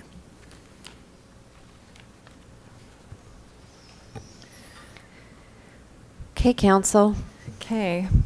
Mayor, that's a valid concern, but I personally think this is enough commercial in this location to fulfill that need. So I will make a motion that we approve an ordinance changing the general plan future land use map from commercial to high-density residential on approximately 5.72 acres located on the west side of Dixie Drive, just south of Gap Canyon Parkway, for a project to be known as Dixie Apartments. Second. Motion by Danielle, seconded by Michelle. All in favor, starting with Danielle. Danielle Larkin, aye. Jimmy Hughes, aye. Greg MacArthur, aye. Natalie Larson, nay. Michelle Tanner, aye. Motion carries 4-1 with Natalie Larson a no vote.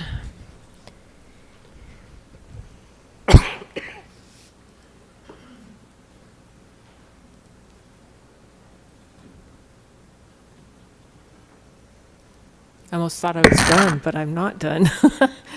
Got one more. Okay. This is to consider, this is item, where are we at? Number 10. Item number 10 is to consider approval of conditional use permit to redevelop the existing Kmart shopping area by updating the building elevations, landscaping, and parking areas, as well as adding new pad sites to be known as St. George Place. And this is located at approximately 860 South Bluff Street. Okay. So just general location here, sandwiched in between Bluff Street and South Main Street. We have this shopping area here. Land use plan is commercial, zoning is C3. And then back, this might look pretty familiar to you because back in 2021, last year, this did come before you. This was the plan that was presented as a conditional use permit to do about the same thing. It was approved, however, the application has expired. It's been over a year, so the applicants are returning. They have made a few changes. This is their new plan, and I'll go over kind of what has changed. In this plan, there is a building here right now which they would like to remove. There's a building here as well that they want to remove.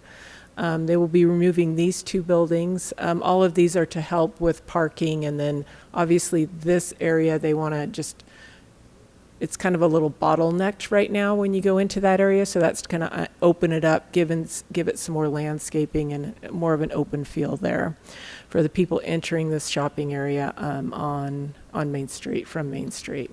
So this is the site plan they're proposing.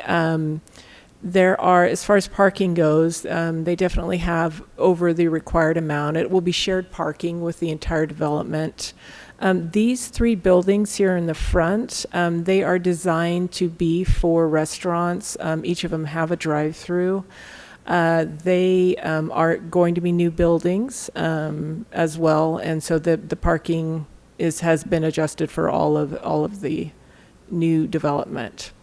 So circulation, we have been working actually with the applicant. When we took this to the Planning Commission, there was talk of maybe we needed a little bit more pedestrian access back to this back section here from Bluff Street.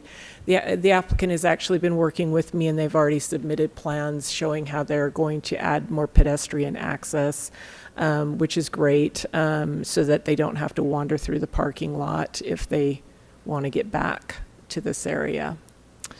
This is the landscape plan that was provided. It's hard to tell because it is black and white, but they do plan on enhancing the landscaping here along Bluff and also along Main Street, especially this rear area here. They're going to be making some public gathering spaces.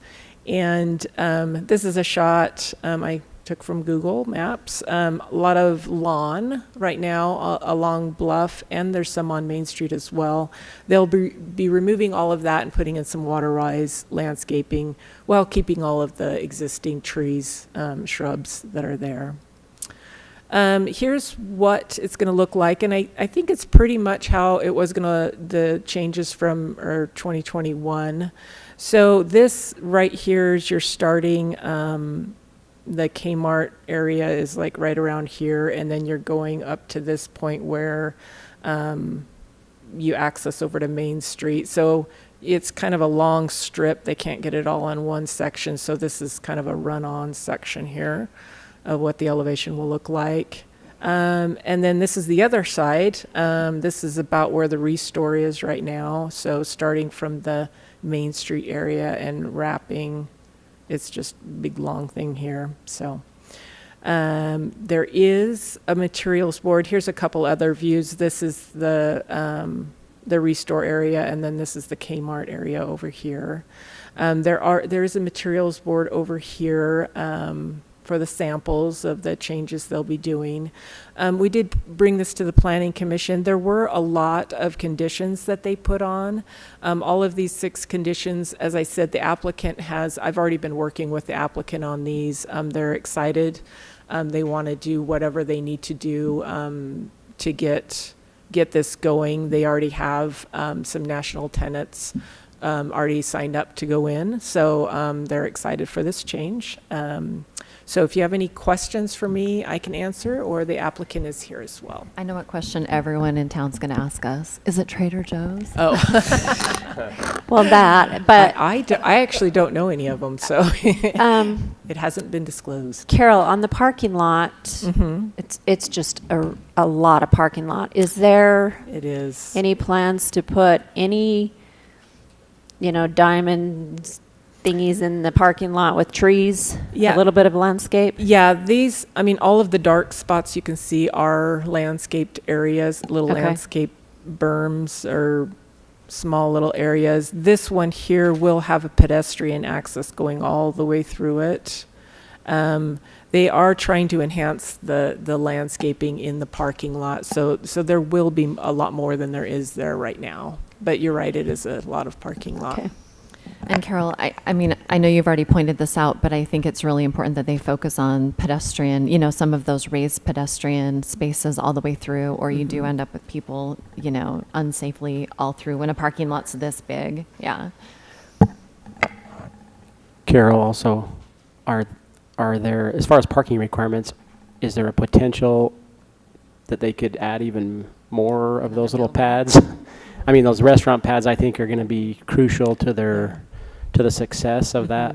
I think the plan is to add in some restaurant type food places back here, because there will be eating areas, outdoor eating areas, and But as far as parking, are they on the verge, or are they? It's 8.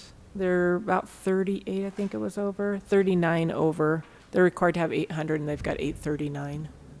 So they could actually convert a few more into restaurants. Perfect. But they did mention they wanted to convert these areas into parking where the buildings were, to appease the clients they're trying to get in these outside buildings. Gotcha. They wanted their certain amount of parking. I was just curious on that, and I think it's a great concept. I think they're going. I know we've talked about this a long time ago, so it's good. I like it. So do we get to know any of the people moving in? It's not Cheesecake Factory. Oh, dang it. Trader Joe's would be a great tenant here in St. George. When we first met with the mayor and John, the city council members. Oh, I'm sorry, I'm Bart Supis. We promised then that we would tell them first before we made any comments about what the tenants were, and we're about 45 days from that. So we'll look forward to meeting with each of you individually. So there is an updated version of this past the Planning Commission. Don't know what I'm doing here. So I just wanted to make one comment on the agenda. It does say that we did get our conditional permit, but it said, however, changes were not made. I just want y'all to know we wouldn't refuse to do any changes. The conditional use permit did expire, and we let it expire because we felt as if we needed another year for two things. One was we just felt that we need to improve the way we parked it, and we needed to improve the way it flowed on Bluff. The second reason is because we wanted another year to kind of firm up and get commitments from tenants, which we've been fortunate to do. So I will go through the changes that the Planning Commission mentioned. They asked us to make more access off of Bluff Street, Ms. Larkin, as you indicated. So we have proposed putting a walkway here, and converting this as a walkway and this as a walkway. We've even agreed to make another walkway here and put it along here, but we'll defer to staff on that because it's a sidewalk across the street. The second thing is there was concern about this P3. The concern was that it would just be too much of a backup. So on the revised site plan, we have moved this building over here. And then that allows us to park about 15 cars, or pile up 15 cars. I shouldn't say pile up, but have 15 cars here stacked. Yeah. For a drive up. Correct. For stacking. Yeah, before they get to the order window. So actually that was John's thought, is maybe we move it to the right here, which we've done and we've positioned it that way. So we do have commitments for all three of these tenants. This tenant here, we have a handful of commitments. One is a drive-through, one is not. So this could even be just a regular sit-down restaurant if we decide not to use the drive-through. The third thing they asked us to do was address this back wall, which I think y'all beat us up last year up pretty good about it. We agree now, as we did last year, that this wall needs to be whatever remains needs to be refaced with stone. And so we're committed to demoing this down to except for where it needs, to where it needs to be as a retention wall, and the rest of it will be built up, and we will dress up the wall. And the final thing they asked us to do is we had the ADA parking primarily back here, as you can see, and here. The new plan will show where we've moved it up here, we've moved it up here, and we've moved it over here. So the importance of these, we also wanted to, I don't know what I'm doing now, so how do I go back here? Sorry. The two existing pads where there's buildings on, we've made the decision that we need to demo both those buildings for two reasons. One is because we just barely meet parking. We'd love to put some more landscaping areas in here, but I don't think we can meet the parking requirement. But we'll do as much as we can. And tenants that are interested in here and here have required parking outside their space in just a small amount. So those are the things that the staff asked us to do, and we're willing to make that. We're willing to make those changes. We're excited. We're really looking forward to working with the city.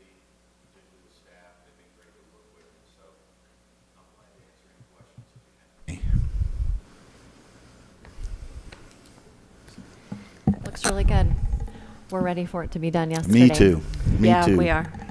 Me too. So we did need another year, and fortunately, we were able to accomplish what we needed to in the past year. So we will be excited to meet with everybody, and you will be the first to know before we tell anybody.